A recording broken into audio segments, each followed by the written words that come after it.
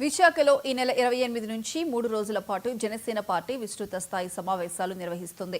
28న ఉదయం ఎంపీలు, ఎమ్మెల్యేలు, ఎమ్మెల్సీలతో, మధ్యాహ్నం పార్టీ రాష్ట్ర కార్యవర్గంతో, 29న పార్లమెంటరీ నియోజకవర్గాల వారీగా 10 నుంచి 15 మంది కార్యకర్తలు, జెడ్పీటీసీలు, ఎంపీటీసీలు, కార్పొరేటర్లు, కౌన్సిలర్లతో పవన్ కళ్యాణ్ భేటీ అవుతారు. ఇక 30న విశాఖ మున్సిపల్ స్టేడియంలో జరిగే భారీ బహిరంగ సభలో శ్రేణులను ఉద్దేశించి ఆయన ప్రసంగిస్తారని ఆ పార్టీ నేత నాదెండ్ల మనోహర్ చెప్పారు.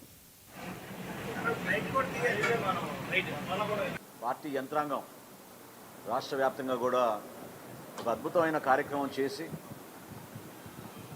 ఏ విధంగా జనసేన పార్టీ ఎప్పుడు కూడా సామాన్యుడి గలం వినిపించే ప్రయత్నం, ప్రభుత్వంలో చేసే ప్రతి కార్యక్రమం కూటమిలో మాకు ఉన్న బాధ్యతని నెరవేర్చే విధంగా, సంక్షేమం అవ్వండి, అభివృద్ధి అవ్వనండి, రెండు కూడా అన్ని ప్రాంతాలకి సమానంగా ప్రతి ఒక్కరికి ఆ కార్యక్రమాలు చేరే విధంగా ఒక బాధ్యతతో ముందు తీసుకెళ్లాలని మా పార్టీ అధ్యక్షులు పవన్ కళ్యాణ్ గారు ఈ కార్యక్రమాన్ని రూపొందించారు. గతంలో మీకు ప్రకటించినట్టు 30 తారీఖున జరగబోయే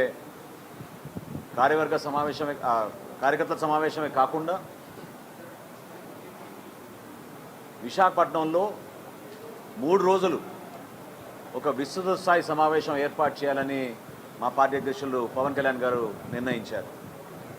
28వ తారీఖున ఉదయం 9 గంటలకు జనసేన పార్టీ లెజిస్లేచర్ విభాగం,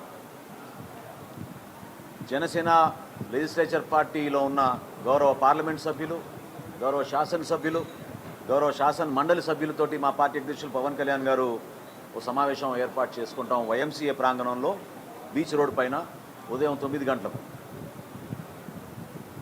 దాదాపు 3-4 గంటలు ఆ కార్యక్రమం పూర్తయిన తర్వాత మధ్యాహ్నం 2ంటికి జనసేన పార్టీ రాష్ట్ర కార్యవర్గాన్ని ఆహ్వానించి సుమారు 350 మంది ఆహ్వానితులతోటి పవన్ కళ్యాణ్ గారు